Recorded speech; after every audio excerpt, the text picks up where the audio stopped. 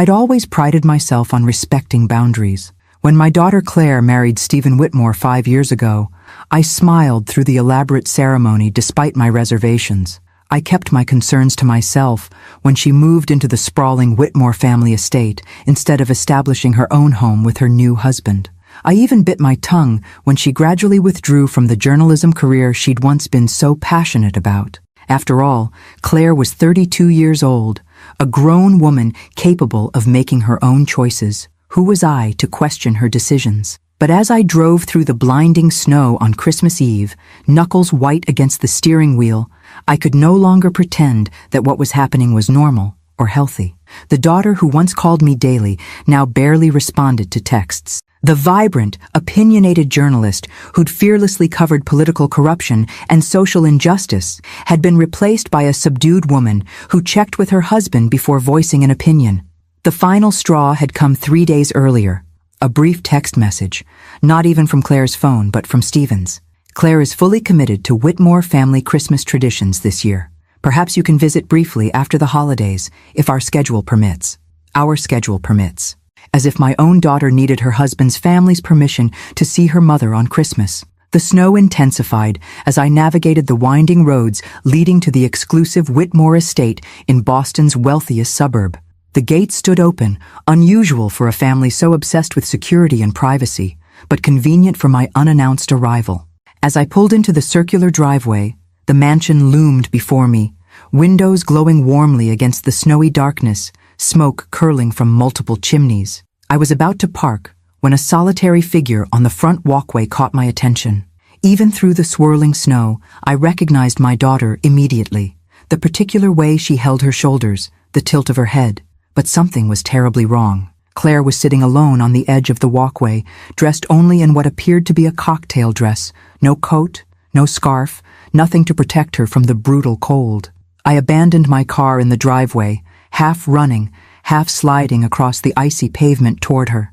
"Claire," I called, my voice nearly lost in the wind. "Claire, what are you doing out here?" She looked up, her face pale with cold, lips tinged an alarming blue. For a moment, she didn't seem to recognize me, her eyes vacant and unfocused. Then awareness dawned. "Mom?" she whispered, her voice cracking. How did you—" I dropped to my knees beside her, already shrugging off my heavy wool coat to wrap around her trembling shoulders. "My God, you're freezing. How long have you been out here?" "I don't know," she mumbled, her words slightly slurred from cold. "An hour? Maybe 2? 2 hours? In this weather? Without a coat?" Horror and rage battled within me as I helped her to her feet. "Why are you outside, Claire?" Her eyes darted toward the house, fear flickering across her features. I spoke out of turn at dinner, questioned Douglas's business practices. Stephen said I needed to reflect on my place in this family before I could rejoin the celebration. My blood ran cold, colder than the snow swirling around us. Through the large bay windows, I could see the Whitmore family gathered in their opulent living room, laughing and drinking beside a roaring fire, completely indifferent to the woman freezing just outside their door. "You could have died out here," I said, struggling to keep my voice steady. "Do you understand that? This isn't discipline, Claire. This is cruelty. It's their way," she whispered, tremors racking her body. "Women in the Whitmore family are expected to show absolute respect and deference." I knew the rules. In that moment, I saw with perfect clarity what had been happening these past 5 years. The gradual isolation, the subtle undermining of Claire's confidence, the systematic dismantling of her independence, all orchestrated by a family of men who viewed women as decorative possessions rather than equal partners. "Can you walk?" I asked, supporting her weight as she swayed unsteadily. "I think so," she nodded, though she leaned heavily against me. "But Mom, I can't leave. Stephen will be furious. And Douglas, I'm not asking permission from any Whitmore man," I cut her off, steel entering my voice. "You're coming inside, at minimum, to warm up and change clothes. Then we'll figure out next steps." She didn't protest further, which frightened me more than her words had. The Claire I'd raised would have argued, would have defended her own agency. This new Claire, this diminished version of my daughter, simply acquiesced. As we approached the imposing front door, I could see the family more clearly through the windows, Stephen laughing with his brothers, the patriarch Douglas holding court from his armchair, the women arranged decoratively around the room like well-dressed props. None of them had bothered to check on Claire. I didn't knock. Using the key Claire still clutched in her frozen hand, I unlocked the door and helped her inside. The blast of warmth was almost painful after the bitter cold outside. Our entrance caused an immediate disruption. The Christmas music playing through hidden speakers seemed suddenly too loud in the abrupt silence. 7 pairs of eyes turned toward us, shocked, affronted, and in Stephen's case, quickly transitioning from surprise to carefully manufactured concern. "Claire, darling," he said, rising from his place by the fire and approaching with an expression of solicitude that didn't reach his eyes. "I was just about to check on you. Have you had time to reconsider your behavior?" "She's suffering from hypothermia," I said, before Claire could respond. "She needs warm clothes and possibly medical attention, not a performance review." Douglas Whitmore stood then, a tall, imposing figure with silver hair and cold eyes. The family patriarch's expression was one of mild annoyance, as if I were a delivery person who had used the front entrance instead of the service door.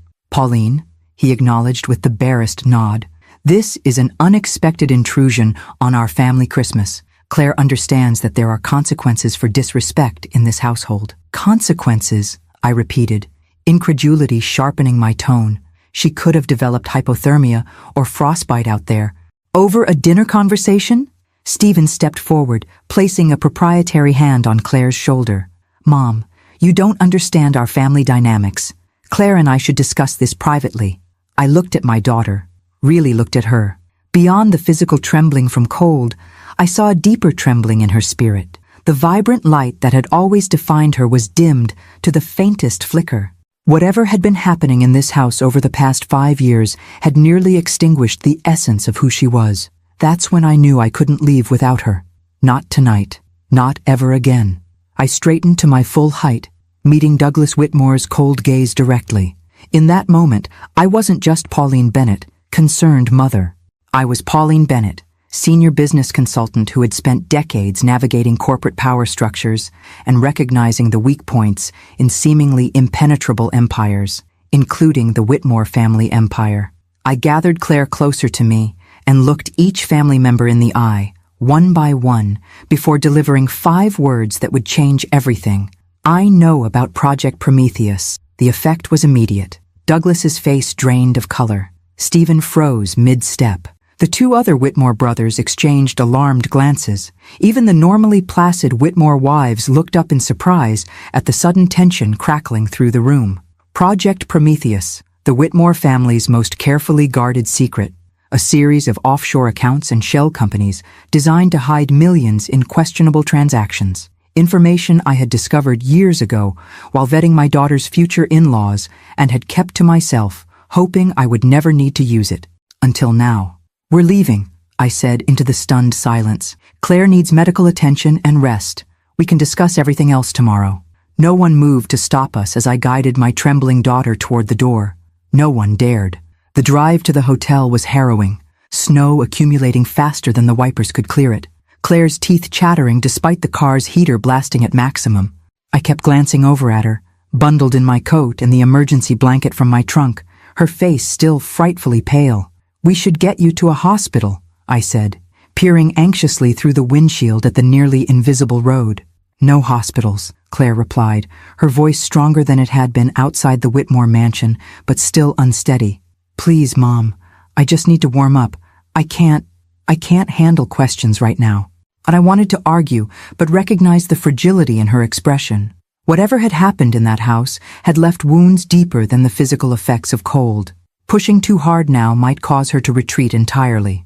"The Rosewood Inn has vacancies," I said instead. I called ahead while packing for the trip just in case. Claire didn't respond, staring out the passenger window at the swirling snow. The silence between us felt both familiar and strange, the comfortable quiet of mother and daughter who know each other deeply, overlaid with the tension of years of growing separation. "How did you know?" she finally asked as we pulled into the hotel's covered entrance. "About Project Prometheus?" I turned off the engine and faced her. "I'm a business consultant, Claire. When you got engaged, I did what any mother with my resources would do. I researched the family you were marrying into." "You investigated the Whitmores?" Her eyes widened slightly. I looked into their business practices, I clarified. Stephen seemed controlling even during your engagement. I wanted to understand what I was dealing with. A flicker of the old Claire, sharp, analytical, unafraid of difficult truths, sparked in her expression. And you found Project Prometheus. Among other things, I nodded. Offshore accounts in the Caymans, shell companies in Luxembourg and Singapore, environmental violations carefully buried under settlements with non-disclosure agreements. The Whitmores built their fortune on corruption and intimidation, all while maintaining their public image as moral, upstanding citizens. Douglas would say it's just smart business, Claire said, a hint of bitterness creeping into her voice. Douglas would say anything to justify his actions, I countered, just like he'd justify leaving his daughter-in-law in freezing temperatures as discipline. Claire flinched, then seemed to collapse in on herself, shrinking into the passenger seat. You don't understand how it works in their family. Then help me understand, Claire. Because from where I'm sitting, it looks like systematic emotional abuse masked as tradition or family values. The word abuse hung in the air between us. Claire's eyes filled with tears, but she shook her head sharply, wiping them away before they could fall. Let's get inside, she said, her voice tight. I can't do this conversation in a car. The Rosewood Inn was one of those New England establishments that balanced luxury with coziness. Crackling fireplaces in the lobby, tasteful Christmas decorations that managed to be festive without garishness, staff who were attentive without hovering. The night manager took one look at Claire's still pale face and disheveled appearance and upgraded us to a suite without my having to ask. The restaurant is closed, but we can send up room service, he assured us, and the chef left mulled wine warming for guests returning late from Christmas events. In the suite, Claire headed straight for the bathroom, turning the shower to its hottest setting. I heard her soft gasp as she finally began to warm up properly and busied myself ordering food, hearty soup, fresh bread, hot tea, anything to raise her core temperature and provide comfort. When she emerged 20 minutes later, wrapped in one of the hotel's plush robes, some color had returned to her cheeks. She looked younger somehow, more like the daughter I remembered, her carefully styled Whitmore wife hair now hanging in damp waves around her face. Better? I asked, pouring her a cup of the mulled wine that had been delivered. Much, she admitted, accepting the cup and inhaling the spicy aroma before taking a cautious sip. Thank you for coming tonight, for knowing somehow that I needed help. A mother knows, I said simply. She settled into the armchair across from mine, drawing her knees up like she used to as a teenager when we'd have our deepest conversations. For a moment, I could almost pretend the last 5 years hadn't happened, that we were just having one of our heart-to-hearts about life and its challenges. But the haunted look in her eyes told a different story. When did it start? I asked gently. The isolation, the control. Claire stared into her cup, as if the floating cinnamon sticks and orange slices might provide an easier answer than the truth. Gradually, she finally said. So gradually, I hardly noticed at first. Stephen was so different during our courtship, attentive, supportive of my career, interested in my opinions. And after the wedding, it was subtle at first. Little comments about my friends being too progressive or bad influences. Suggestions that maybe my journalism was too stressful, that I seemed tired all the time. Then it was Douglas making remarks about Whitmore women and their priorities, with Stephen nodding along. She took another sip of wine, her hands steadier now. By our first anniversary, I was having dinner with the family every night. By our second, I'd cut my work hours to part-time and lost touch with most of my friends. By our third, I'd quit journalism entirely and moved fully into the family compound. Why didn't you say something? Call me?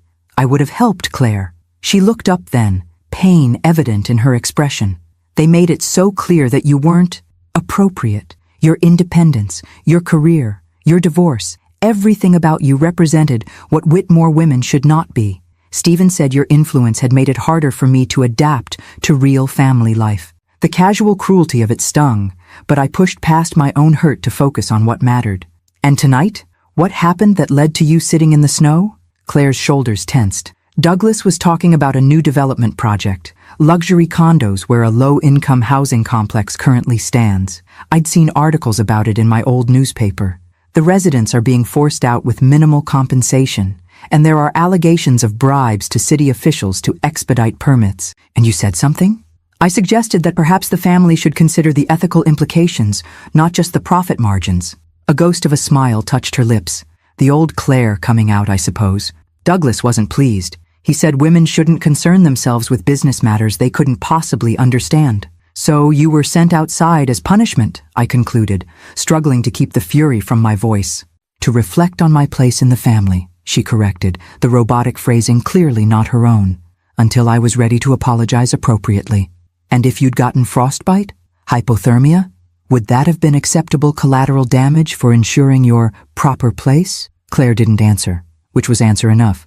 A knock at the door announced the arrival of our food. As I arranged the soup and bread on the small dining table, I noticed Claire checking her phone, her expression growing increasingly anxious. 27 texts from Stephen, she said, her voice tight, and 5 from Douglas. They're not happy. I imagine not, I replied, setting a steaming bowl in front of her. Eat first. We'll deal with the Whitmores tomorrow. She hesitated, thumb hovering over the phone screen. What if they come here? Stephen can be very persuasive when he wants to be. Let him try, I said, a steel entering my voice that surprised even me. I've spent 30 years helping companies navigate crises and negotiations. I can handle one family of corrupt businessmen who think they're above the law. As Claire began to eat, some color returning to her face with each spoonful of soup, I watched her carefully.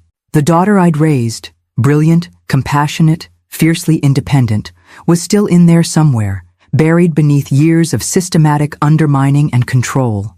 And I was determined to help her find herself again, no matter what the Whitmores might try to do to stop us. Morning arrived with clear skies and brilliant sunshine that belied the storm of the previous night, both the literal snowstorm and the emotional tempest at the Whitmore mansion. I woke early, years of habit preventing me from sleeping past 6, even on Christmas Day. Claire was still asleep in the adjoining room of our suite, her breathing deep and regular, face peaceful in a way I hadn't seen in years. I ordered breakfast from room service and settled at the small desk with my laptop. If the Whitmores were going to retaliate, and I had no doubt they would, I needed to be prepared. Project Prometheus was my leverage, but leveraging information effectively required precision and timing. The documentation was exactly where I'd stored it 5 years ago, in an encrypted cloud folder with a password that combined Claire's birth date and the coordinates of the small Maine cottage where I'd taken her every summer as a child. Page after page of damning evidence, falsified environmental impact studies, wire transfers to offshore accounts coinciding perfectly with favorable zoning decisions, shell companies that traced back to Douglas Whitmore through a labyrinth of nominees and proxies. I was so absorbed in reviewing the files that I didn't notice Claire had awakened until she spoke from behind me. "You really do have it all," she said, her voice still rough with sleep, evidence that could destroy them. I closed the laptop and turned to face her. In the morning light, I could see more clearly what last night's darkness and emotional turmoil had partially hidden. The physical toll the Whitmore household had taken on my daughter.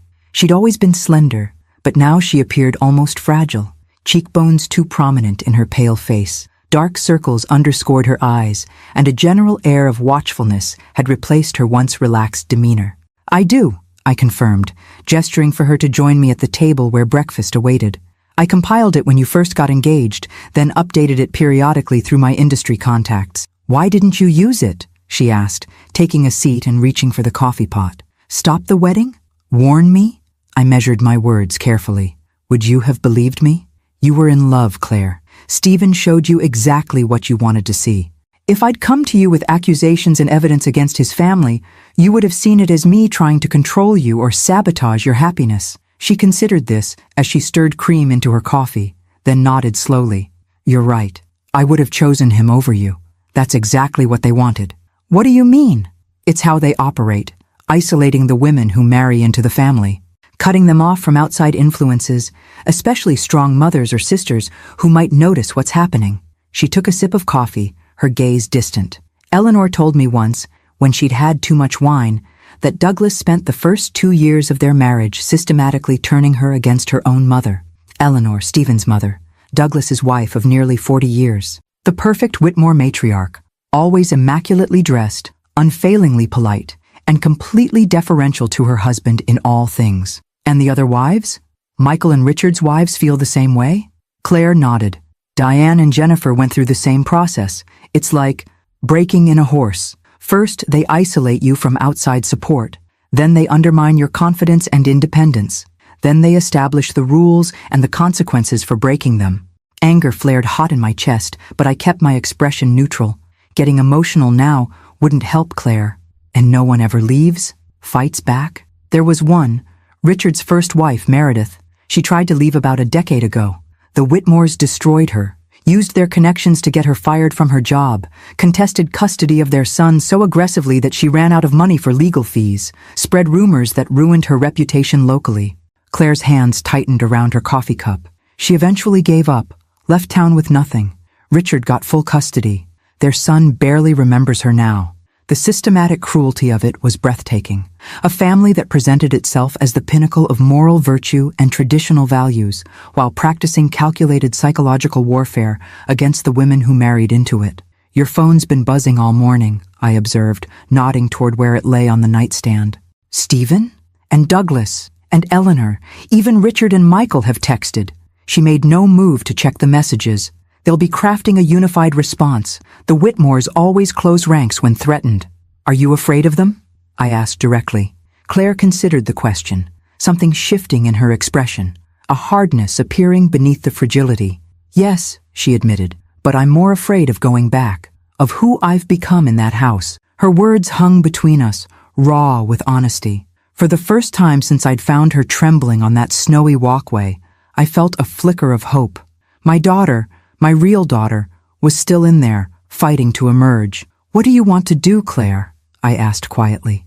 This has to be your decision. She looked out the window at the sunlight sparkling off fresh snow, her profile etched against the brightness. In that moment, I could see both the little girl she had been and the strong woman she could become again, if she chose to reclaim herself. I want out, she said finally, turning back to me with newfound resolve. Completely out. Not just away for Christmas, not just a temporary separation.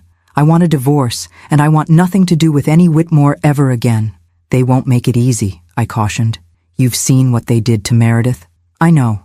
That's why I need your help. She leaned forward, a spark of her old intensity returning. And your evidence. Before I could respond, a sharp knock at the door interrupted us. Not the gentle tap of housekeeping or room service, but the authoritative rap of someone who expected immediate attention. Claire froze, her face draining of color. It's them, she whispered. They've found us. I rose calmly, smoothing my sweater. Let them come, I said, finding a strength in my voice that matched the resolve hardening within me. We knew they would. Through the peephole, I saw exactly what I expected. Stephen Whitmore, impeccably dressed despite the early hour, his handsome face set in an expression of concerned determination. Beside him stood his father Douglas, silver-haired and imposing in a camel haircoat that probably cost more than most people's monthly salary. Behind them, a third man I didn't immediately recognize, likely one of the Whitmore family lawyers, brought along to add legal weight to whatever pressure they planned to apply.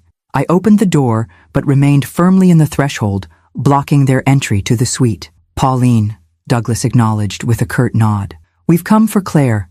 This has been an unfortunate misunderstanding that we'd prefer to resolve privately as a family. Claire isn't receiving visitors at the moment, I replied pleasantly, as if declining a routine social call. Stephen stepped forward, his practiced smile not reaching his eyes. I understand you're concerned, Pauline, but Claire is my wife. She belongs at home, especially on Christmas morning. Our family has traditions, like leaving women to freeze in snowstorms when they express opinions, I interrupted, my tone still conversational despite the barb. Douglas's jaw tightened. What happens in our family is not your concern. My daughter's welfare is very much my concern, I countered. And Claire has made it clear she's not returning with you today. I'd like to hear that from Claire herself, Stephen insisted, trying to look past me into the suite. I felt a presence at my shoulder and turned to find Claire standing beside me. She'd thrown on jeans and a sweater, her hair pulled back in a simple ponytail, a far cry from the carefully coiffed Whitmore wife she'd been molded into. Even in casual clothes, even still pale and tired, she stood straighter than I'd seen her stand in years. I'm not coming home, Stephen, she said, her voice quiet but firm. Not today. Not ever. The facade of concerned husband slipped, revealing a flash of the controlling man beneath. Don't be ridiculous, Claire. Whatever issues you're having, we can discuss them at home. Your place is with me, with our family. The family that left me outside in freezing temperatures as punishment for expressing an opinion?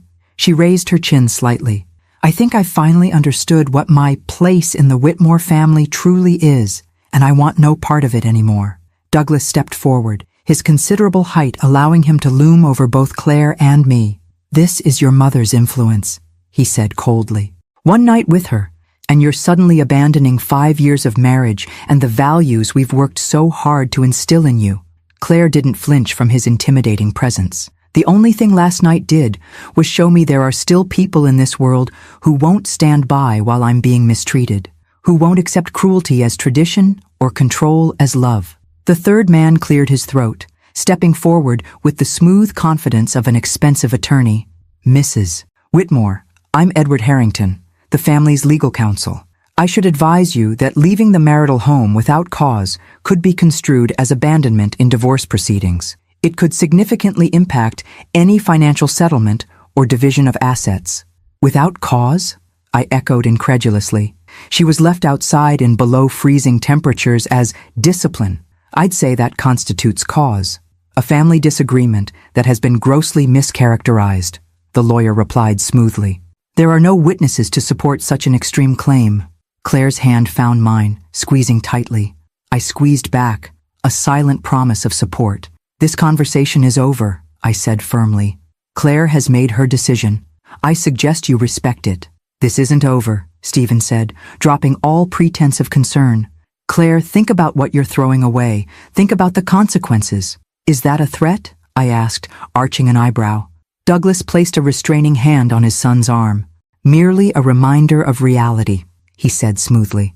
Decisions have consequences. Claire has been part of our family long enough to understand how we protect our interests, and I've been protecting my daughter's interests her entire life, I replied, steel entering my voice. Perhaps it's time for you to understand what that means. With that, I closed the door firmly in their faces, turning the deadbolt with a decisive click. Claire let out a shaky breath, leaning against the wall. They'll be back, with more lawyers, maybe even police with some manufactured concern about my mental state.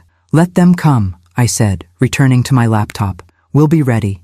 Because what the Whitmores didn't realize was that they had just declared war on a woman who had spent her entire career strategizing, planning, and prevailing against much more formidable opponents than one corrupt family with delusions of untouchability. And I never started a battle I didn't intend to win.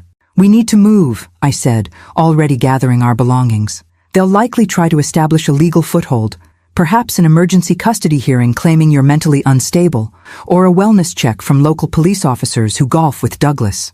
Claire nodded, throwing items into her overnight bag with practiced efficiency. Where will we go?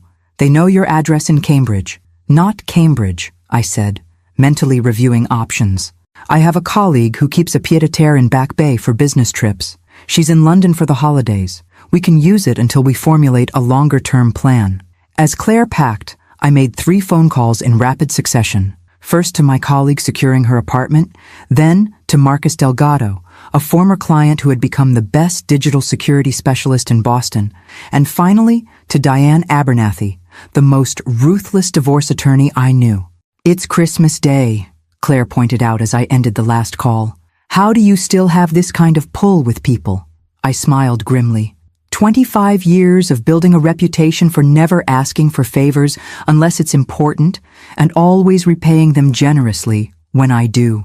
Diane's meeting us at the apartment in 2 hours. We left through the hotel's service entrance, avoiding the lobby where Douglas might have stationed someone to watch for us. My nondescript silver Volvo was thankfully unremarkable among the dozens of cars in the parking lot. As we pulled away, I noticed a black SUV with tinted windows idling near the entrance. Unmistakably, Whitmore surveillance. They're watching the front, Claire observed, slouching down in her seat slightly. But not expecting us to leave so quickly, I replied, taking a circuitous route that would make it difficult for anyone to follow. That's the first advantage of dealing with entitled men like the Whitmores. They consistently underestimate women's competence. I forgot how strategic you are, Claire said, something like admiration creeping into her voice.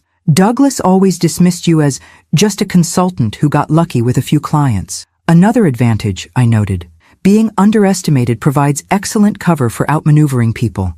My colleague's apartment was a sleek, minimalist space on the 15th floor of a luxury building with excellent security, key card access for the elevator, 24-hour doorman, and a discreet side entrance for residents who preferred privacy.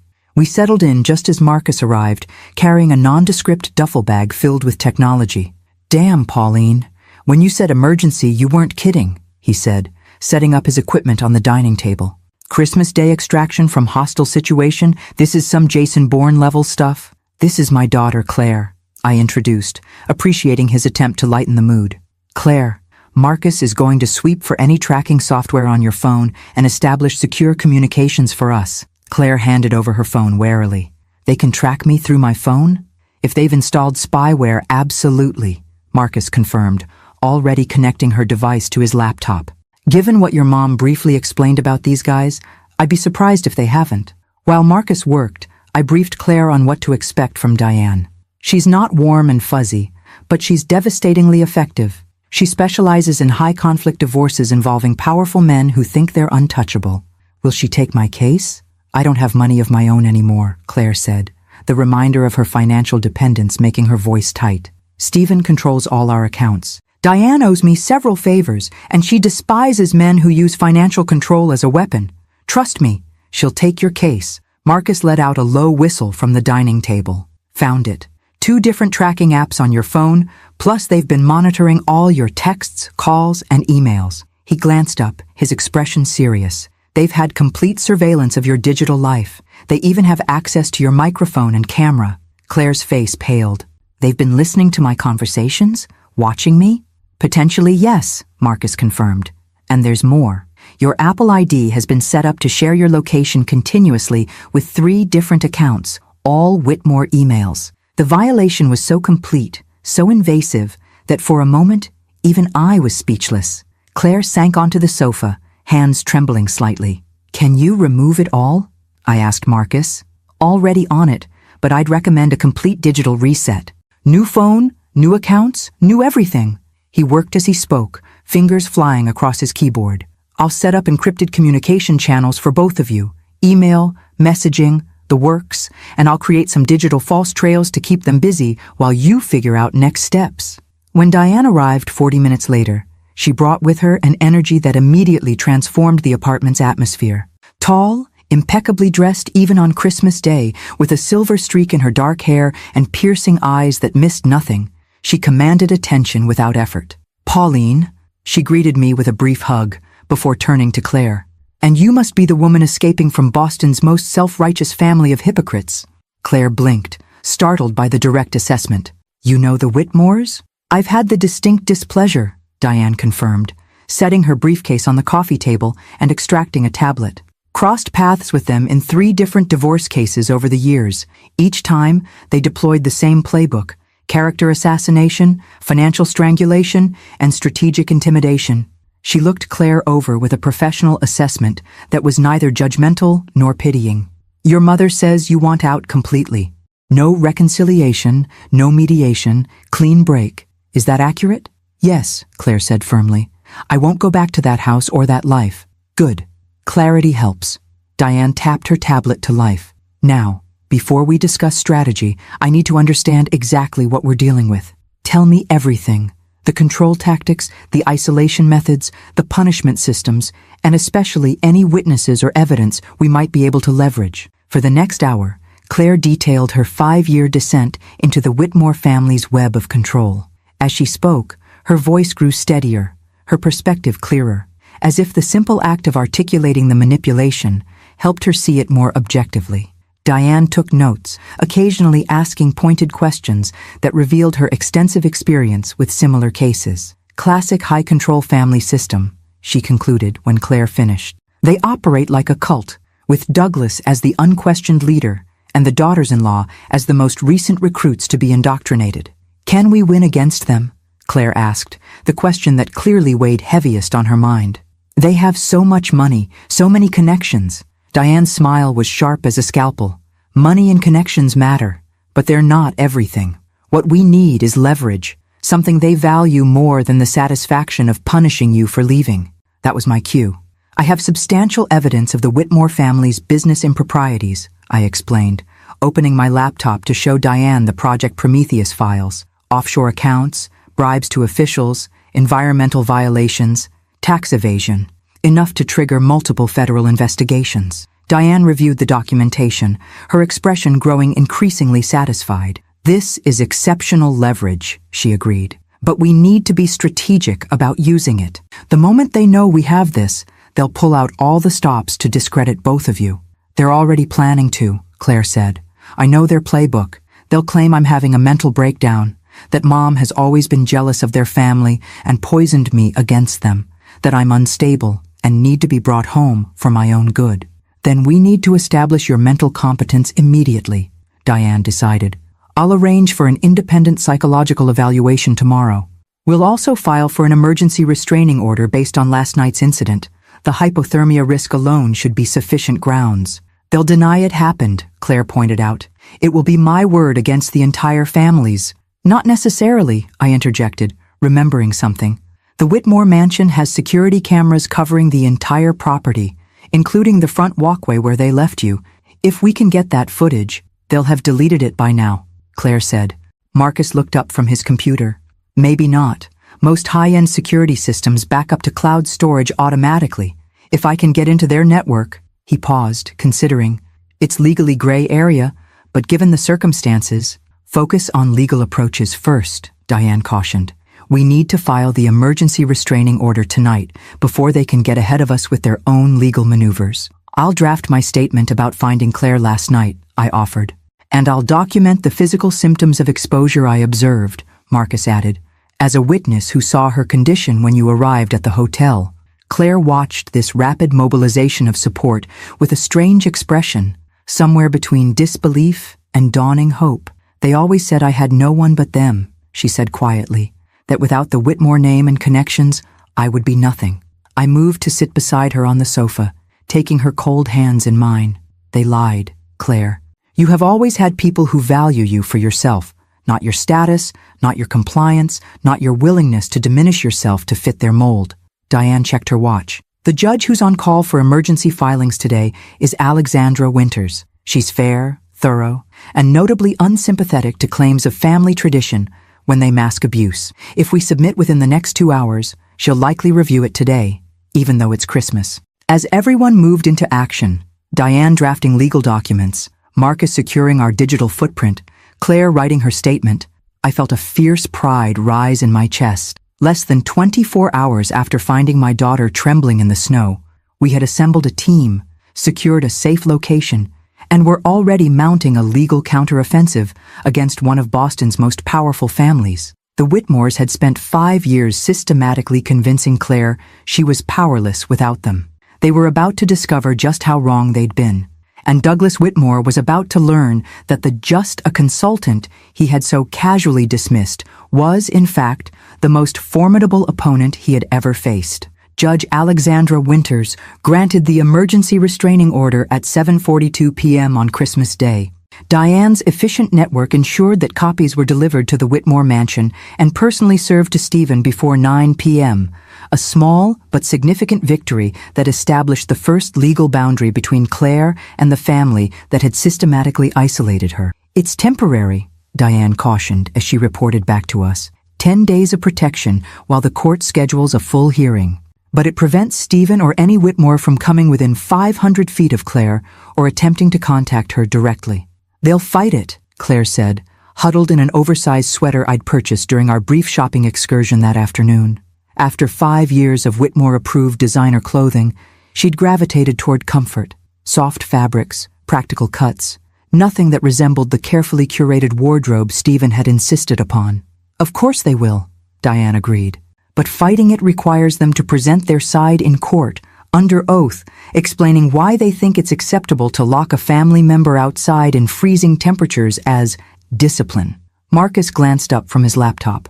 Speaking of evidence, I've got something. The Whitmore security system backs up to a secure cloud server, as I suspected. and while I couldn't access it directly, I did find that the system automatically sends daily activity reports to the family's head of security.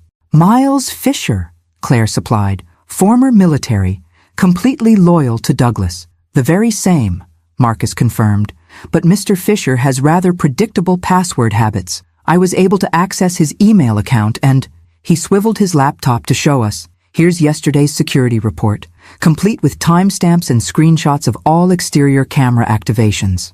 The screen showed a series of images from the previous night, including a crystal-clear shot of Claire sitting on the walkway, arms wrapped around herself, visibly shivering in the falling snow.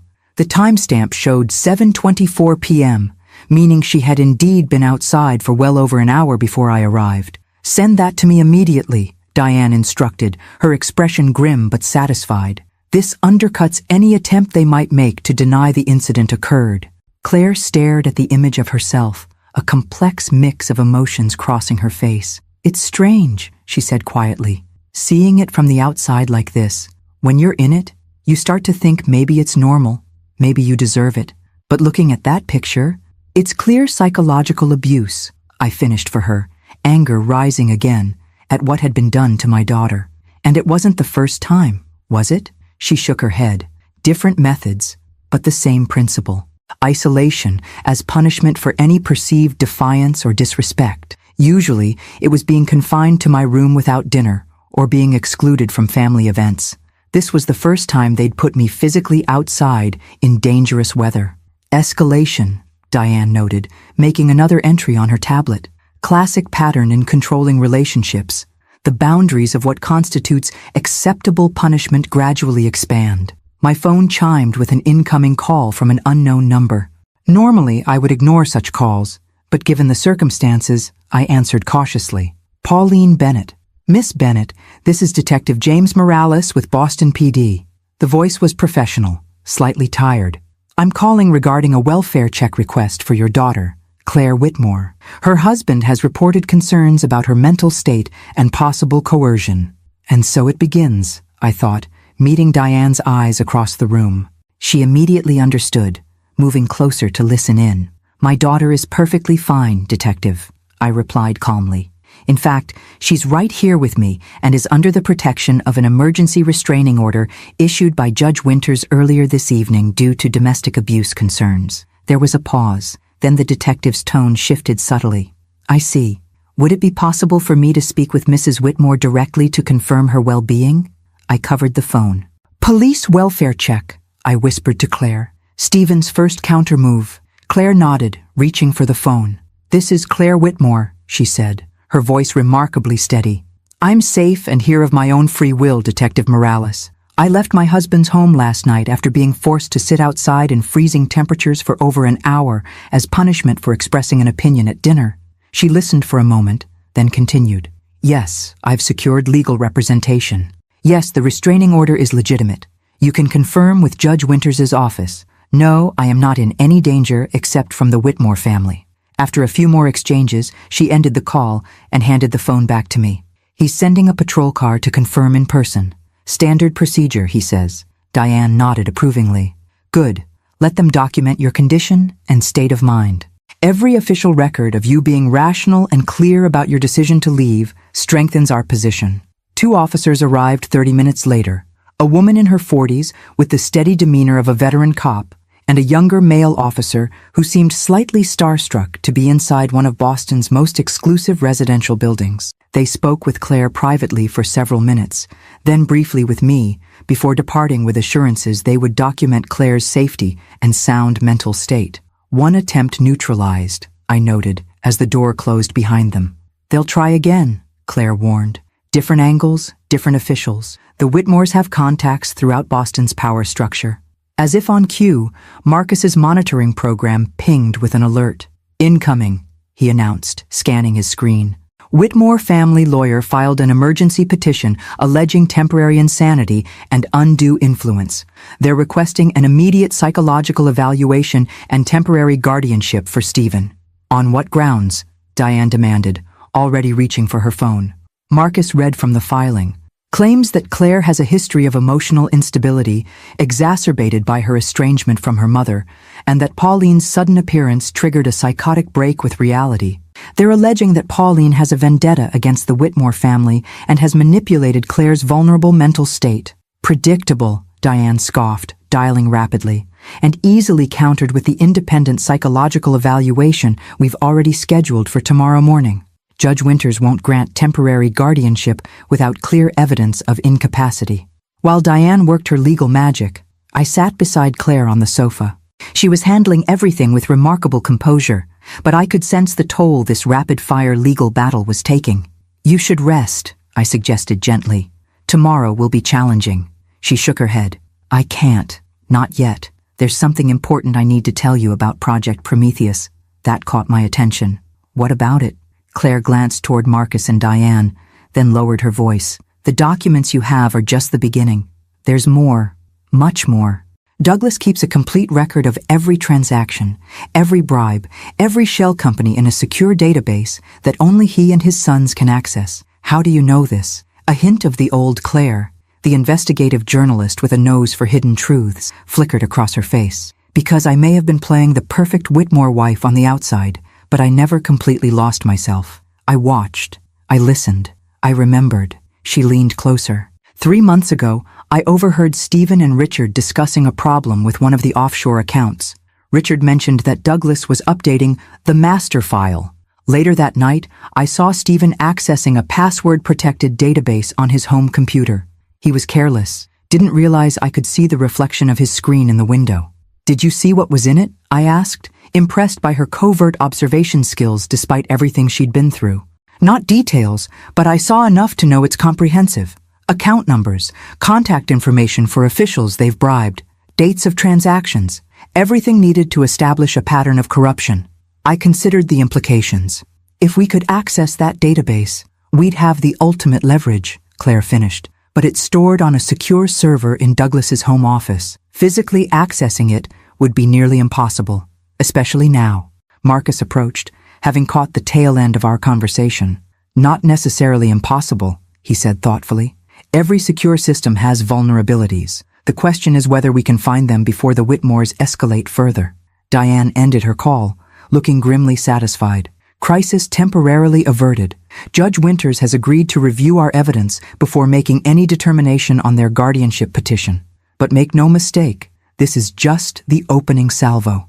The Whitmores are mobilizing their considerable resources. Then we need to mobilize ours," I said, a plan already forming, "and perhaps add some resources they don't know we have." I pulled out my phone and dialed a number I rarely used, a direct line to Jonathan Pierce, investigative journalist at the Boston Globe and former colleague of Claire's. If the Whitmores wanted to play hardball, they were about to discover they weren't the only ones who knew how to leverage connections and influence. The game was changing from defense to offense, and I had no intention of losing. "Jonathan Pierce." "Jonathan, it's Pauline Bennett, Claire's mother." A moment of silence then. "Pauline? It's been, 3 years since Claire's Journalism Award dinner? Is everything okay?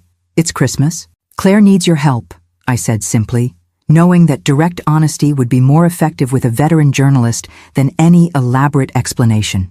"She's left Stephen Whitmore under difficult circumstances. The family is retaliating with everything they have." "Jesus," Jonathan muttered. "I always wondered about that relationship. Claire was one of our brightest reporters. Then suddenly she's quitting to become a corporate wife. Never sat right with me. Can you meet us? Tonight?" To his credit, Jonathan didn't hesitate. "Text me the address. I'll be there in 30. After ending the call, I turned to find Claire watching me with a mixture of hope and anxiety. "You called Jonathan?" she asked. "We haven't spoken since the Whitmores systematically cut you off from everyone in your former life," I finished gently. "But Jonathan never bought the official story about you happily transitioning to corporate wifehood. He tried to reach out several times in your first year of marriage." "I didn't know," she said quietly. "Stephen screened all my calls, messages. I thought everyone from my old life had just moved on." The simple admission revealed yet another layer of the isolation tactics employed by the Whitmores, not just preventing Claire from reaching out, but actively intercepting attempts by her former friends and colleagues to maintain connections. Jonathan arrived 45 minutes later, bearing the rumpled appearance of a man who lived for the story rather than appearances. His eyes widened slightly when he saw Claire, though he quickly masked his reaction. "Good to see you, Bennett." He greeted her with the old nickname from her reporting days, his casual tone belying the concern evident in his expression. "You too, Pierce," she replied, a ghost of her former professional persona surfacing briefly. After quick introductions to Diane and Marcus, we gathered around the dining table to brief Jonathan on the situation. To his immense credit, he listened without interruption as Claire detailed her gradual isolation within the Whitmore family, the controlling behaviors, and finally the incident that had catalyzed her escape. "Classic high-control dynamics," he noted when she finished, echoing Diane's earlier assessment. "I've covered cults with less effective isolation techniques. We need your help in 2 ways," I explained, laying out our strategy. "First, as insurance. The Whitmores will try to control the narrative, likely by painting Claire as unstable and me as manipulative. Having an independent journalist documenting our side creates counterpressure." Jonathan nodded. "And the second way?" I glanced at Claire, who picked up the thread. "You've been investigating the Whitmore family's business practices for years," she said. "I remember you working on a story about their South Harbor development project right before I left the paper, which mysteriously got killed by editorial after Douglas Whitmore had lunch with our publisher," Jonathan confirmed, his expression darkening. "Not the first time a Whitmore story got buried at the Globe." "We have evidence," I said, choosing my words carefully. "Substantial evidence about a Whitmore operation called Project Prometheus. Offshore accounts, environmental violations, bribes to officials." Jonathan's eyes narrowed with journalistic interest. "How substantial?" "Enough to trigger federal investigations," Diane interjected. "But we're sitting on it temporarily as leverage for Claire's divorce and protection. We believe there's more evidence in a secure database in Douglas's home office," I continued. "If we could access it, we'd have the complete picture of their operations." Jonathan leaned back, studying us thoughtfully. "So you need me as both an insurance policy against character assassination and potentially to help break a major corruption story, assuming we can access this database." "Precisely," I confirmed. He didn't hesitate. "I'm in. The Whitmores have been buying their way out of accountability for decades. It's time someone held them responsible." Marcus, who had been monitoring his laptop throughout our conversation, suddenly straightened. "Movement on the Whitmore front. They've called a family meeting at the mansion. All 3 brothers plus Douglas and their attorneys." "How do you know that?" Claire asked, impressed. "I'm monitoring their email communications," he admitted. "Technically borderline legal, but given the circumstances, they're planning their next move," Claire surmised, wrapping her arms around herself. "Douglas won't accept defeat on any front. He'll be furious that the restraining order was granted." "Good," Diane said firmly. "Angry opponents make mistakes. We need them reactive rather than strategic." Jonathan pulled out a small notebook, jotting quick notes. "What's our immediate plan? The psychological evaluation tomorrow establishes Claire's competence and counters their guardianship petition. What else? We need to secure Claire's personal belongings from the Whitmore house," I said. "Important documents, meaningful items, anything that would be difficult to replace." Claire shook her head. "They won't let anyone in to collect my things, and I can't go myself with the restraining order in place." "Actually," Diane corrected, "the restraining order prevents them from approaching you, not vice versa. With a police escort, you have the legal right to retrieve your personal effects from the marital home." "They'll find a way to block it," Claire insisted. "Douglas has half the police department in his pocket." "Not all of them," Jonathan said thoughtfully. "I have a contact, Lieutenant Sandra Rivera. She heads the domestic violence unit and has a particular dislike for powerful men who think they're above the law. If I explain the situation, she might be willing to personally escort Claire." "That could work," Diane agreed. "But we need to move quickly, before the Whitmores have time to hide or destroy anything important." Marcus raised a hand. "Before we go charging into the lion's den, I have an idea about the database." "Claire, you mentioned it's on a secure server in Douglas's office. Is it a physical server or cloud-based?" "Physical," Claire confirmed. "Douglas doesn't trust cloud storage for his most sensitive information. He has a dedicated server in a locked closet off his home office. The sons have remote access through a VPN." Marcus's eyes lit with the particular enthusiasm of a tech specialist presented with an interesting challenge. "If it's networked for remote access, there might be vulnerabilities we can exploit without physical presence." The Whitmores have top-tier cybersecurity, Claire warned. Everyone has blind spots, Marcus countered, especially families who believe their money makes them untouchable. While they discussed technical possibilities, I stepped aside with Jonathan to strategize media angles. The Whitmores will try to bury this story, I warned him. They have considerable influence over the Globe's management. He nodded grimly. Which is why we need to be prepared to go beyond the Globe if necessary. I have contacts at ProPublica and the Washington Post who would jump at a well-documented corruption story involving Boston's first family of values. The hypocrisy angle, I observed. Exactly. Douglas has spent decades positioning himself as the moral backbone of Boston's business community. He serves on ethics committees, gives speeches about family values, donates to conservative causes promoting traditional family structures. The contrast between that public persona and the private reality would be journalistic gold. As we rejoined the main group, Claire was outlining items she needed to retrieve from the Whitmore mansion. My personal laptop, if they haven't already accessed or destroyed it, my grandmother's jewelry, which Stephen keeps in their safe, my passport and birth certificate, and a leather journal I kept hidden in a compartment under the window seat in our bedroom. You kept a journal? I asked, surprised that she'd managed such an act of independence within the controlling environment. She nodded. Not consistently, and I was careful what I wrote, knowing they might find it. But there are entries documenting incidents over the years, punishments, controlling behaviors, things Douglas and Stevens said when they thought no one outside the family would ever hear. That could be extremely valuable as supporting evidence, Diane noted. If we can retrieve it, we'll find a way, I assured her.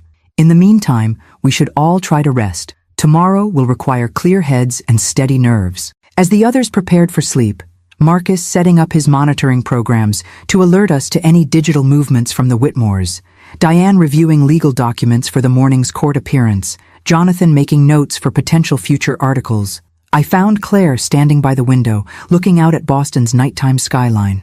Are you okay? I asked softly, joining her. I keep expecting to wake up, she admitted. To find myself back in that house, back in that life, with all of this just a dream. It's not a dream, I assured her. You're free, Claire, and we're going to make sure you stay that way. She turned to me, eyes bright with unshed tears. Why didn't I leave sooner? How did I let them erase so much of who I was? Because they were experts at what they did, I said gently. They didn't start with locking you outside in the snow. They started with love and approval, then gradually introduced conditions for that love. By the time the control became obvious, you were already isolated from anyone who might have helped you recognize it. She nodded slowly. The frog in boiling water. Exactly. But you're out now. And despite everything they did to diminish you, the real Claire Bennett, the strong, brilliant woman I raised, is still in there. She's the one who survived, who recognized the final line being crossed, who was ready to leave when the opportunity came. For the first time since I'd found her trembling in the snow, Claire's smile reached her eyes, a small flicker of her authentic self emerging from beneath years of calculated suppression. The Whitmores have no idea what they've unleashed, do they? She said, a hint of her old determination surfacing. No, I agreed, a fierce pride swelling in my chest. But they're about to find out. Dawn broke over Boston with crystal clarity, the kind of brilliant winter morning that follows a heavy snowfall, pristine, sharp-edged, revealing. It felt fitting somehow, this new day that would begin the process of reclaiming Claire's life from the shadows the Whitmores had cast over it. The psychological evaluation was scheduled for 9 a.m. with Dr. Eleanor Kapoor, a forensic psychiatrist with impeccable credentials and a reputation for impartiality that made her assessments particularly valuable in court. Diane had secured the appointment through her network, emphasizing the urgent nature of our situation. Remember, Diane advised as Claire prepared, Dr. Kapoor isn't on our side or their side. Her job is to provide an unbiased professional assessment of your mental state. Be honest, be direct, and don't try to manage her impressions of you. Claire nodded, pulling her hair back into a simple ponytail. She'd declined the offer of new clothes for the appointment, choosing instead the comfortable sweater and jeans from the day before. No more performing, she'd explained. No more dressing for others' approval.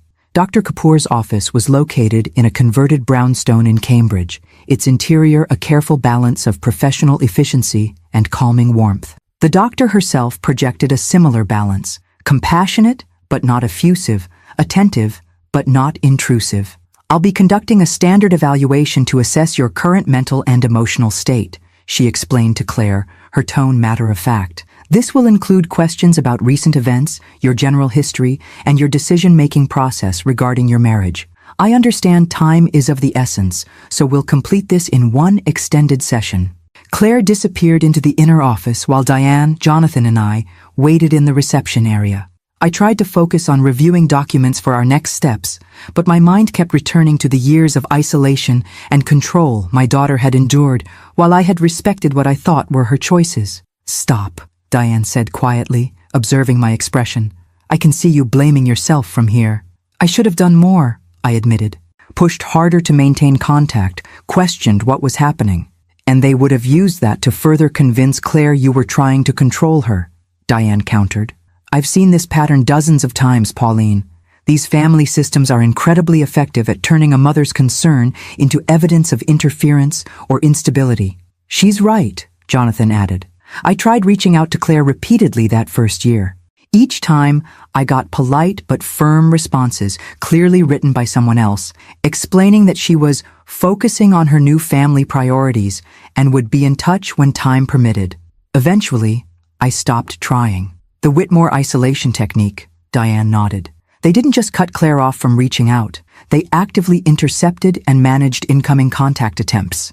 3 hours later, Claire emerged from Dr. Kapoor's office, looking drained but composed. The doctor followed, her professional demeanor intact, though there was a new warmth in her eyes when she looked at Claire.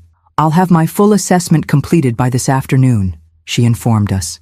"Given the urgency of the situation, I'll send it directly to Judge Winters with copies to Miss Abernathy. Without breaking confidentiality, I can say that I found no evidence whatsoever of the mental instability alleged in the Whitmore petition." Relief flooded through me.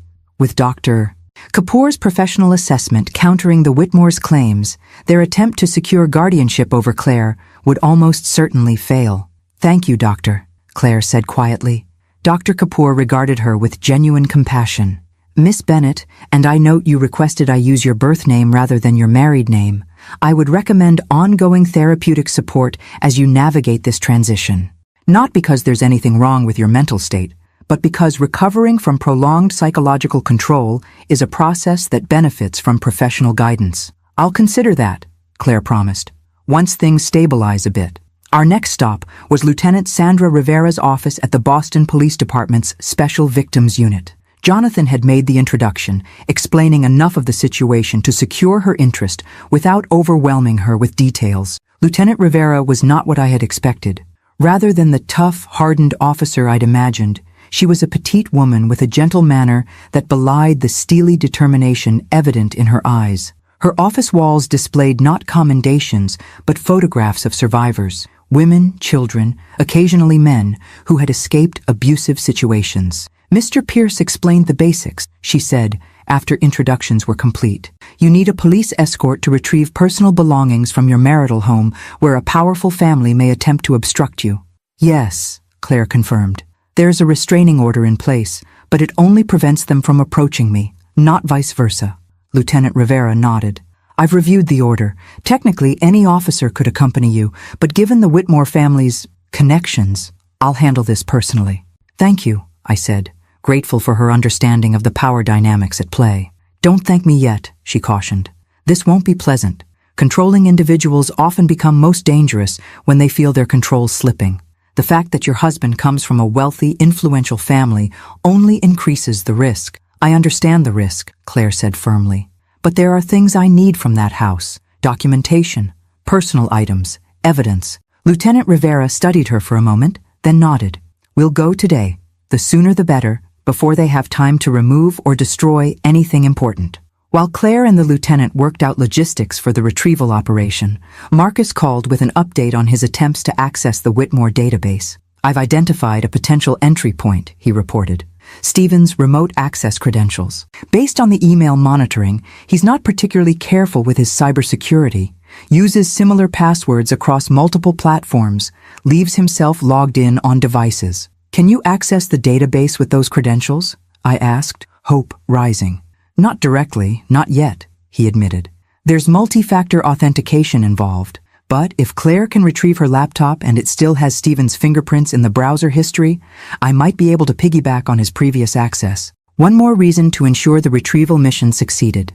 By early afternoon, our small convoy approached the imposing gates of the Whitmore estate, Lieutenant Rivera's unmarked police vehicle, followed by my Volvo carrying Claire, Diane, and me. Jonathan had stayed behind to coordinate with Marcus, both monitoring the situation remotely. The gates stood open, as they had on Christmas Eve, though this time our arrival was expected. Lieutenant Rivera had called ahead, officially notifying the Whitmores of our court-authorized visit to retrieve Claire's personal effects. Remember, Diane cautioned, as we drove up the long driveway, engage as little as possible. No arguments, no justifications, no defenses. We're here for Claire's belongings, nothing more. The mansion loomed ahead, its manicured perfection now reading as sterile and oppressive to my eyes. Douglas's silver Bentley was parked prominently in the circular driveway, a calculated statement of his presence and authority. He didn't have to be here, Claire noted, tension evident in her voice. He's making a point by being present. Let him posture, Lieutenant Rivera said calmly. It changes nothing about our legal right to be here. As we parked, the massive front door opened to reveal Douglas Whitmore himself, flanked by a man I recognized as Edward Harrington, the family's legal counsel. Of Stephen, there was no sign, likely a strategic decision to avoid any potential violations of the restraining order. Lieutenant Rivera, Douglas acknowledged with cold civility as we approached. This is highly irregular and unnecessarily adversarial. If Mrs. Whitmore required personal items, a simple request would have sufficed. Mr. Whitmore, the lieutenant replied with professional detachment. We are here to execute a court-approved retrieval of Miss Bennett's personal property. This is standard procedure when a restraining order is in place. The deliberate use of Claire's maiden name was not lost on Douglas, whose jaw tightened almost imperceptibly. Very well. Mr. Harrington will accompany you to ensure nothing beyond personal effects is removed. Actually, Lieutenant Rivera corrected, the court order specifies that Miss Bennett may retrieve her personal property without interference. You are welcome to observe from a reasonable distance, but you may not dictate or restrict which personal items she chooses to take. Douglas's mask of civility slipped for just a moment, revealing the cold anger beneath. This house and everything in it belongs to the Whitmore family. Claire may take her clothing and personal trinkets, nothing more. That's not what the law provides, Mr. Whitmore, Diane interjected smoothly.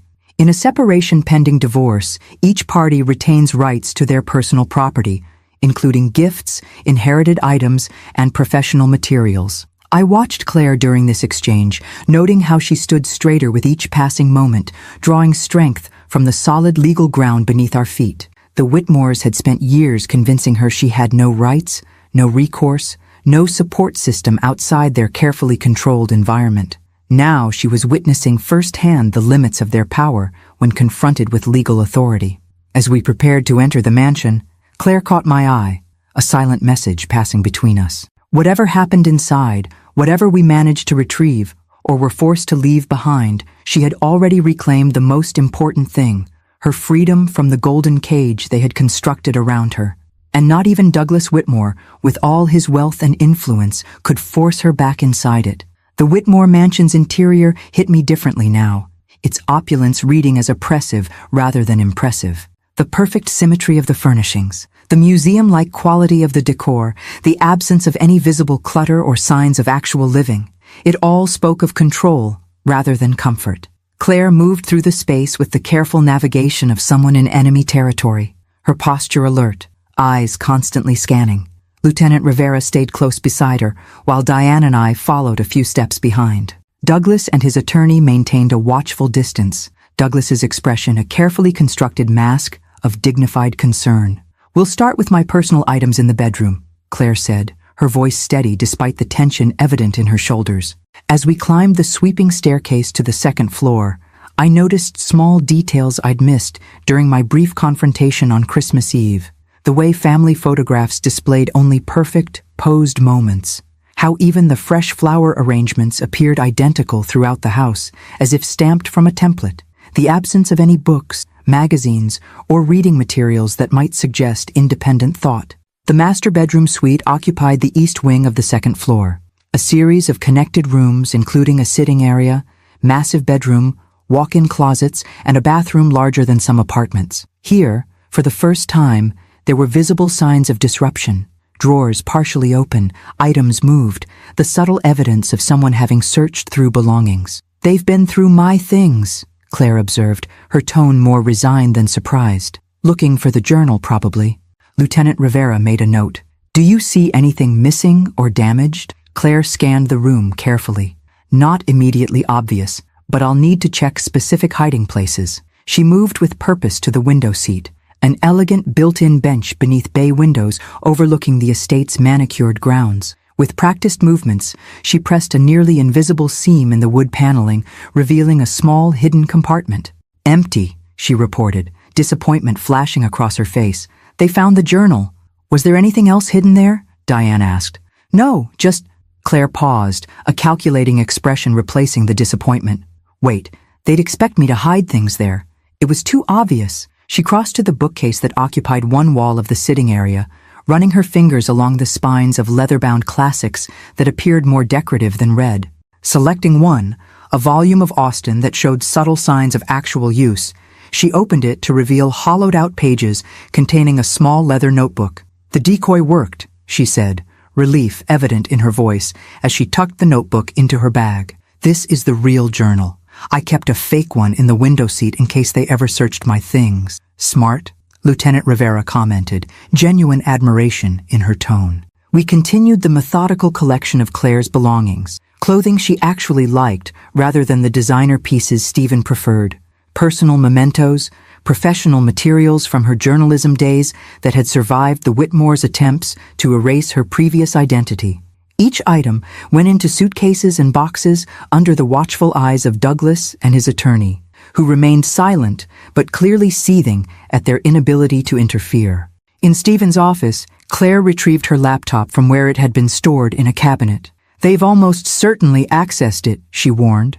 "But Marcus said that might actually help him trace connection pathways to the main database." The most challenging retrieval came when Claire requested access to the safe in Douglas's office to collect her grandmother's jewelry. "Absolutely not," Douglas interjected, stepping forward for the first time. "My office and its contents are private. That area is not covered by your court order." Lieutenant Rivera turned to him with professional calm. "Mr. Whitmore, if the safe contains Miss Bennett's personal property, she has the legal right to retrieve it. Those jewels were reappraised and insured as Whitmore family assets after the marriage," Douglas countered. "They're no longer her personal property." "That's blatantly false," Diane replied. "Inherited jewelry remains the separate property of the spouse who inherited it, regardless of insurance arrangements. Unless there was a specific written agreement transferring ownership. Was there, Claire?" "No," Claire confirmed. "I was told the jewelry needed to be stored in the family safe for security reasons, but there was never any discussion of transferring ownership." Douglas's jaw tightened, but he recognized the legal quicksand he was approaching. With visible reluctance, he led us to his office, a masculine space of dark woods, leather furniture, and carefully curated symbols of power and success. The wall safe was concealed behind a painting of the original Whitmore patriarch, a configuration so stereotypically patriarchal it would have been comical in any other context. Douglas entered the combination with his body positioned to block our view, then stepped aside with ill-concealed hostility. "Take only what is verifiably yours," he warned as Claire approached the safe. Inside was a precisely organized collection of documents, cash, and jewelry boxes. Claire selected 3 velvet cases without hesitation. "My grandmother's pearl necklace, her emerald earrings, and her wedding band," she identified, opening each briefly to confirm its contents before placing them in her bag. As she turned to leave, her gaze fell on a locked metal box on Douglas's desk. For a moment she froze, recognition flashing in her eyes. "What is it?" I asked quietly. "The external hard drive," she whispered. "It contains backup copies of the database." Douglas, sensing the shift in energy, moved toward his desk possessively. "We're finished here. You've retrieved your personal items as authorized. Lieutenant Rivera caught the exchange and positioned herself strategically. Is there something else that belongs to you, Miss Bennett? Claire hesitated, clearly calculating the risks of making a claim. The hard drive wasn't technically her property, but it potentially contained crucial evidence of the Whitmore family's corruption. No, she finally said, her eyes communicating something different to me. I have what I came for. As we prepared to leave, boxes and suitcases loaded into our vehicles, Douglas made one final attempt to assert control. This theatrical production changes nothing, Claire, he said, his voice pitched low enough that only our immediate group could hear. The Whitmore family has weathered far more serious challenges than a rebellious daughter-in-law. You would do well to remember that before this escalates further. It was a threat, thinly veiled but unmistakable. 5 days ago, such a statement might have intimidated Claire into compliance. Today, she met his gaze directly. I remember everything, Douglas, she replied, her voice steady. Every conversation I wasn't supposed to hear. Every document I wasn't supposed to see. Every lesson on the proper place of Whitmore women. I remember it all. Something flickered in Douglas's expression. A momentary calculation. A reassessment of the threat she might actually pose. Before he could respond, Lieutenant Rivera smoothly guided Claire toward the waiting cars. Time to go, Miss Bennett. We've completed the court-authorized retrieval. As we drove away from the mansion, Claire released a shaky breath, tension visibly draining from her shoulders. I wasn't sure I could do that, she admitted. Face him, be in that house again without falling back into the old patterns. You did brilliantly, I assured her, fierce pride filling my chest. Did you get everything you needed? Most of it, she confirmed. The journal is the most important. It documents instances of control, manipulation, discipline over the past 3 years. But I couldn't claim the hard drive, not with any legal justification. But you saw it, I noted. You confirmed its existence and location. A spark of her old journalistic sharpness flashed in her eyes. Exactly. And I saw something else too, the unlock pattern Douglas used to access his computer. He always uses the same one, a specific sequence I've seen him trace hundreds of times when he thought no one was watching. That could be valuable information for Marcus, I observed. More than valuable, Claire corrected. It might be the key to the entire database. As we returned to our secure apartment, the retrieval mission officially complete, I recognized something new in my daughter's demeanor.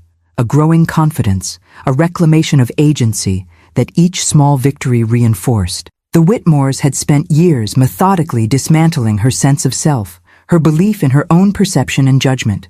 Each time their attempts at control were rebuffed, each time legal authorities acknowledged her rights, another piece of that conditioning fractured. The recovery of Claire's belongings was about more than physical items. It was about establishing that she existed independently of the Whitmore family's definition and control, that she had rights they couldn't override, boundaries they couldn't violate, and allies they couldn't intimidate. Douglas had issued his warning, believing himself still in the position of power. What he failed to understand was that the dynamic had already shifted fundamentally. Claire was no longer the isolated, undermined woman who could be controlled through calculated doses of approval and punishment. She was becoming, step by step, her true self again.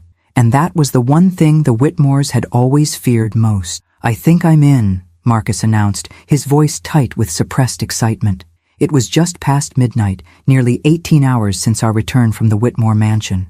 Marcus had been working continuously since then, using Claire's retrieved laptop to trace pathways into the Whitmore family's secure network. The combination of Stephen's cached credentials, Douglas's unlock pattern that Claire had memorized, and Marcus's technical expertise had finally yielded results. We gathered around his workstation, Claire, Jonathan, Diane, and I, watching as file directories populated his screen. Is that it? Claire asked, leaning forward. The Prometheus database? Part of it, Marcus confirmed, navigating through encrypted folders with practiced precision. Douglas is methodical, I'll give him that. Everything's organized by year, then by project, then by transaction type. It's an auditor's dream, or nightmare, depending on whose side you're on. Can you download it? Jonathan asked, the journalist in him clearly itching to dig into the material.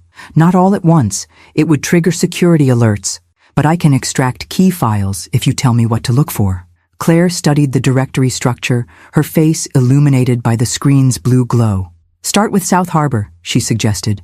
That was the development project I questioned at Christmas dinner, the one that got me sent outside. If they reacted that strongly, there must be something particularly damning there. Marcus navigated to the indicated folder, revealing dozens of subfolders with clinical labels: permits, zoning, displaced residents, compensation, official payments. Official payments? Diane raised an eyebrow. That sounds suspiciously like a euphemism for bribes. Because it is, Marcus confirmed, opening the folder to reveal spreadsheets listing names, dates, amounts, and payment methods. City councilors, zoning officials, even the head of the Community Development Board, all receiving consulting fees through shell companies. Jonathan was already taking notes, his expression grim. This is textbook corruption. They're systematically bribing officials to approve a development that's displacing an entire low-income community. As Marcus continued exploring the database, the true scope of the Whitmore family's operations became clear. Project Prometheus wasn't just one scheme, but an entire shadow business infrastructure designed to facilitate corruption while maintaining plausible deniability. They've been doing this for decades, Claire said, her voice hollow as she recognized names and projects from conversations she'd overheard during her years in the Whitmore home. The same pattern over and over: identify vulnerable communities, bribe officials to change zoning or override environmental protections, displace residents with minimal compensation, develop luxury properties, and reap enormous profits. All while positioning themselves as ethical business leaders and philanthropists, I added, thinking of the numerous charity galas and civic awards the Whitmores hosted and received. The hypocrisy is breathtaking, Jonathan agreed, but not surprising. In my experience, the louder someone proclaims their moral superiority, the more likely they're compensating for something. Marcus had moved to a different section of the database, one labeled simply Insurance. Inside were detailed dossiers on various officials, business competitors, and journalists who had crossed paths with the Whitmores over the years. My God, Claire breathed, recognizing the implications immediately. It's blackmail material. They keep dirt on anyone who might threaten their interests. Sure enough, each file contained meticulously documented vulnerabilities, evidence of affairs, financial improprieties, family secrets, substance abuse issues, all carefully cataloged for potential leverage. Is there a file on me? Jonathan asked, only half joking. Marcus typed quickly, running a search. Actually, yes. Under media threats, several journalists are listed. Jonathan's file was relatively thin compared to others. Notes about his divorce 5 years earlier, his son's struggles with ADHD, financial pressures from medical bills. They were looking for pressure points, Jonathan realized. Ways to influence or discredit me if my reporting got too close to their operations. There's one on you too, Pauline, Marcus said quietly, opening another file. I leaned forward, curious what the Whitmores might have compiled about me. The file contained basic biographical information, notes about my consulting business, and particular emphasis on my separation from Claire. They've been monitoring you since before Claire married Stephen, Marcus observed, scrolling through time-stamped entries, especially your client relationships and business contacts. They saw you as a threat from the beginning, Claire said, the realization dawning in her voice. Because you represent everything they oppose, a successful, independent woman who raised a daughter with the same values. Not successfully enough, apparently, I replied, the old guilt surfacing briefly. Claire squeezed my hand. Mom, no. The fact that they needed this much effort to separate us, to control me, that proves how strong the foundation was that you built. While this emotional exchange unfolded, Marcus had continued exploring the database. There's something else here, he said, opening a folder labeled Contingencies. It looks like response plans? Protocols for different scenarios that might threaten their operations. The folder contained detailed strategies for handling various crises, investigations by journalists or regulatory agencies, challenges from community organizations, even internal threats like family members becoming problematic. Look, Claire pointed to one file labeled Wife Management. With growing horror, we read through what amounted to a family playbook for controlling the women who married into the Whitmore family. Isolation techniques, financial restriction methods, psychological manipulation strategies, all clinically detailed as if discussing business operations rather than human relationships. Diane seemed momentarily at a loss for words, despite her extensive experience with high-control divorce cases. This is beyond controlling. This is systematic emotional abuse, documented and institutionalized across generations. There are similar files for each brother's wife, Marcus noted, navigating through the folder, including a specific one for Claire. Claire's file was the most extensive, containing notes on her problematic independence, her excessive attachment to her mother, and her dangerous professional background in investigative journalism. It outlined a 5-year plan for gradually reshaping her into a proper Whitmore wife with specific milestones for reducing her independence. Year 3, complete professional disengagement. Year 4, full financial dependence established. Year 5, pregnancy to cement family commitment, Claire read aloud, her voice growing steadier rather than more distressed with each revealed detail.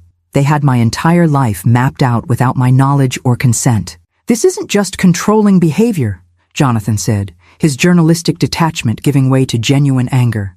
This is methodical psychological manipulation, documented in their own words, in their own files. It's also exactly what we need, Diane interjected, professional focus cutting through the emotional impact of the revelations. This database provides irrefutable evidence for Claire's divorce case and potential civil claims against the entire family. And criminal charges, Lieutenant Rivera added from the doorway, where she had joined us unnoticed during our absorption with the database. We had invited her to review our findings, given her professional expertise with domestic abuse cases. The bribery and corruption are clear criminal violations, she continued, studying the screen over Marcus's shoulder. But this wife management program potentially constitutes conspiracy to commit psychological abuse and coercive control, which is recognized as domestic violence in Massachusetts as of last year's legislative update. Can we use this legally? I asked, turning to Diane. Given how we obtained it? Diane's expression was thoughtful. The database access is legally problematic for criminal prosecution, fruit of the poisonous tree and all that. But for Claire's divorce and civil protection, there's precedent for admitting improperly obtained evidence when it directly relates to physical safety and well-being. We have another option, Jonathan added, journalistic reporting. The laws protecting journalists' sources would allow me to report on the contents without specifying how they were obtained.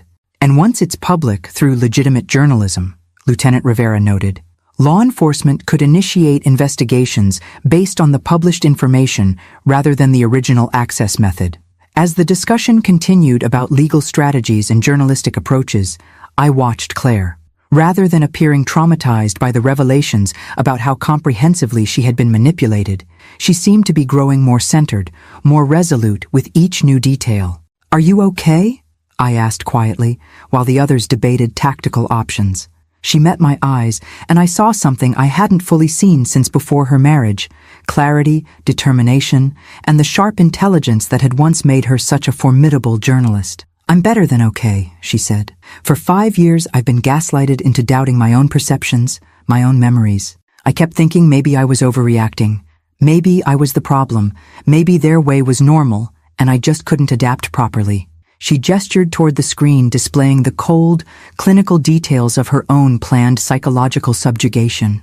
"This proves I wasn't crazy.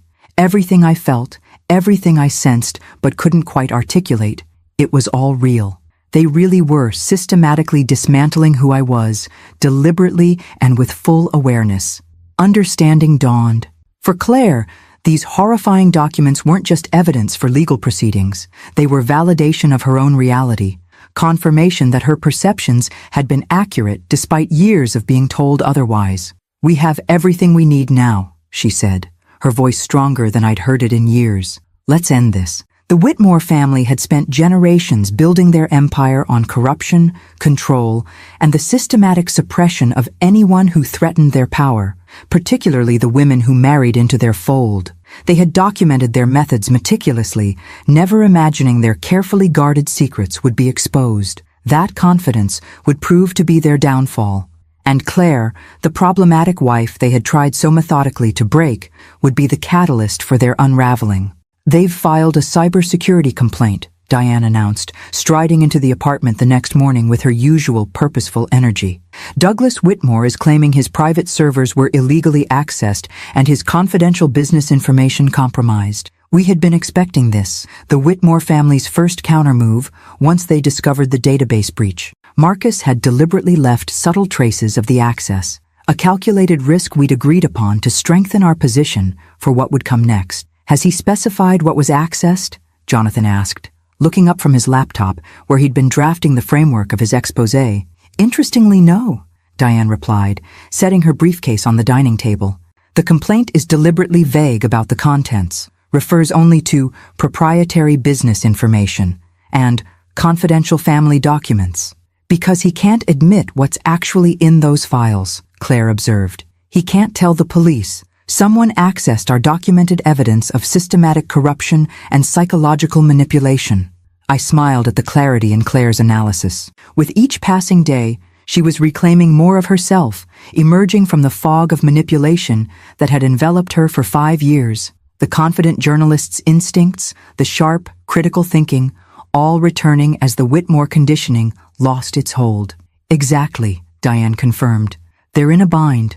To pursue serious charges for the breach, they would need to specify what was accessed and why it matters. But doing so would expose the very content they're desperate to keep hidden. What's our next move? I asked, surveying our impromptu war room, the dining area now covered with laptops, legal documents, and strategically organized evidence. We move first, Jonathan declared, turning his laptop to show us the draft article he'd been refining throughout the night. The exposé is ready.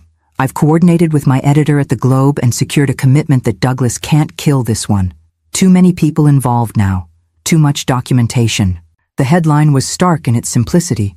The Whitmore family's shadow empire, corruption, control, and coercion behind Boston's first family. When does it run? Claire asked, scanning the comprehensive article that detailed the Whitmore family's decades of systematic corruption, their manipulation of city officials, their exploitation of vulnerable communities, and, most damningly, their documented strategies for controlling and isolating the women who married into their family. Tomorrow's front page, Jonathan confirmed. Digital version goes live at midnight tonight. We're coordinating with the Washington Post for national coverage and follow-up investigations. Douglas will try to block publication, I cautioned. Let him try, Jonathan replied, with the confidence of a journalist on solid ethical ground. The evidence is overwhelming, the public interest is clear, and we've structured it to withstand legal challenges. Multiple editors have reviewed and approved it. The publisher is on board, and we've consulted the paper's legal team extensively. While Jonathan finalized his bombshell article, Diane outlined our parallel legal strategy. We've filed an amended petition with Judge Winters documenting the newly discovered evidence of systematic emotional abuse and coercive control. The journal entries, combined with the Whitmore family's own documented wife management protocols, present a compelling case for expedited divorce proceedings and comprehensive protective orders. What about criminal charges? Lieutenant Rivera asked, having joined us again this morning in her unofficial capacity. That's where we need your official involvement, Diane explained. Once Jonathan's article breaks, it creates a public record that law enforcement can use as the basis for launching investigations into the corruption, the bribery, potentially even conspiracy charges related to the coercive control patterns. Lieutenant Rivera nodded thoughtfully. I've already briefed my captain. We'll be ready to move once the article provides public cause for investigation. As these various strategic threads came together, I marveled at the coalition we had assembled in just a few days. Legal, journalistic, technical, and law enforcement expertise, all aligned to expose and dismantle the corrupt system the Whitmores had built over generations. They'll retaliate, Claire warned, her intimate knowledge of the family's tactics informing her concern. Not just legally, but personally. Character assassination, pressure on employers, threats to connections. We've anticipated that, I assured her, sharing the contingency plans we'd developed. Marcus has secured our digital lives against intrusion. Diane has documented all potential threats for restraining order purposes. Jonathan's article includes preemptive responses to likely Whitmore attacks on our credibility. And I've arranged police protection for the apartment building, Lieutenant Rivera added, just as a precaution. Claire absorbed this comprehensive preparation, something like wonder crossing her face. "I forgot what it's like," she said softly. What's like?" I asked. "Having people in your corner, having support that isn't contingent on compliance." Her voice strengthened. "For 5 years, every relationship in my life came with conditions. Behave appropriately, don't question, accept your place. I forgot what unconditional support feels like." The simple observation highlighted perhaps the most insidious aspect of the Whitmore's control system, the way it had isolated Claire, not just physically from outside relationships, but psychologically from the very concept of non-transactional human connection. As evening approached, the final preparations for our coordinated offensive fell into place. Jonathan submitted his article for publication, Diane filed our amended legal petitions, and Lieutenant Rivera arranged for additional patrol coverage of our building overnight, a precaution against potential Whitmore retaliation once the article went live. "Get some rest," I advised Claire as the others departed. "Tomorrow will be intense." "I'm not sure I can sleep," she admitted, the nervous energy of anticipation evident in her restless movements. "Try," I encouraged. "You'll need your strength and clarity tomorrow." While Claire attempted to rest, I sat by the window overlooking Boston's nighttime skyline, reflecting on the extraordinary series of events that had brought us to this moment. Just 1 week ago, I had been driving through a snowstorm, following an inexplicable maternal instinct that something was wrong with my daughter. Now we stood on the precipice of exposing one of Boston's most powerful families and liberating Claire from their control permanently. My phone buzzed with a text from an unknown number. Cautiously, I opened it. "Mrs. Bennett, this is Eleanor Whitmore. I need to speak with you urgently, away from Douglas and the family. Please, it's about Claire." Eleanor, Stephen's mother, Douglas's wife of nearly 40 years, the quintessential Whitmore matriarch. What could she possibly want that couldn't be communicated through the family's army of lawyers and representatives? Before I could contemplate a response, a second text arrived. "I know what they did to Claire. I know because they did it to me too. Decades ago. Please, I have information that could help protect her." I stared at the message, assessing its authenticity and the potential risks of engagement. Eleanor had always presented as the perfect Whitmore wife, unfailingly poised, deferential to Douglas, a model of traditional femininity within their patriarchal structure. Could this outreach be genuine, or was it another Whitmore manipulation tactic? As I deliberated, a third message appeared. "The article goes live at midnight. By tomorrow morning, everything changes for all of us. Before that happens, there are things Claire should know. About the family, about the other wives, about how far Douglas might go to protect the Whitmore name. Please, 1 hour. The Common Ground Cafe on Cambridge Street. I'll be alone." The specificity of the request, the acknowledgement of the impending article, and the apparent desire to meet in a public place all suggested sincerity. Yet caution was essential. The Whitmores had proven themselves masters of manipulation and deception. I made a decision, texting back, "If you're serious, I'll meet you, but not alone, and I choose the location." Her response was immediate. "Anywhere public, anyone you trust, just please before midnight." I glanced at the clock, 10:18 p.m. Less than 2 hours until Jonathan's exposé would irrevocably change the landscape for everyone connected to the Whitmore family. If Eleanor truly had information that could help protect Claire, this might be our only opportunity to obtain it. "I'll bring Lieutenant Sandra Rivera from Boston PD, I responded, adding an additional layer of security to the meeting. "Fine," came Eleanor's reply. "Thank you." I called Lieutenant Rivera, who agreed to accompany me without hesitation. We selected a 24-hour diner near the police station, neutral territory with plenty of witnesses and security cameras.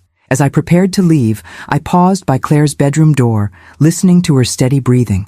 She had finally fallen asleep, the weight of years of psychological control temporarily lifted in unconsciousness. I decided not to wake her. If Eleanor's information proved valuable, I would share it when Claire awoke.